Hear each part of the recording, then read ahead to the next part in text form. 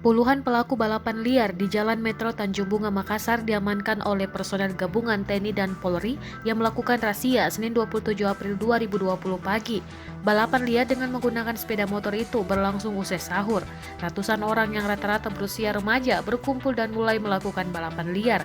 Padahal, di tengah pandemi COVID-19 ini, pemerintah kota atau Pemkot Makassar telah mengeluarkan aturan larangan beraktivitas di keramaian untuk memutus penyebaran COVID-19 dengan pembatasan sosial berskala besar. Namun, para pelaku balapan liar seakan mengabaikan imbauan tersebut dan tetap melakukan aktivitas ilegalnya secara beramai-ramai. Terlebih saat ini sedang memasuki bulan Ramadan sehingga petugas gabungan Kodim 1408 Bes Makassar bersama Polrestabes Makassar mengambil tindakan tegas membubarkan aksi balapan liar itu. Kasubag Humas Polrestabes Makassar, Kompol Supriyadi Idrus mengatakan sebanyak 29 unit kendaraan motor diamankan.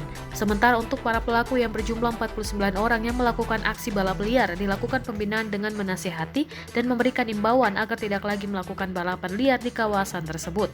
Dalam kondisi seperti saat ini, masyarakat diminta untuk tidak melakukan kontraproduktif di tengah pandemi COVID-19 dan suasana bulan suci Ramadan.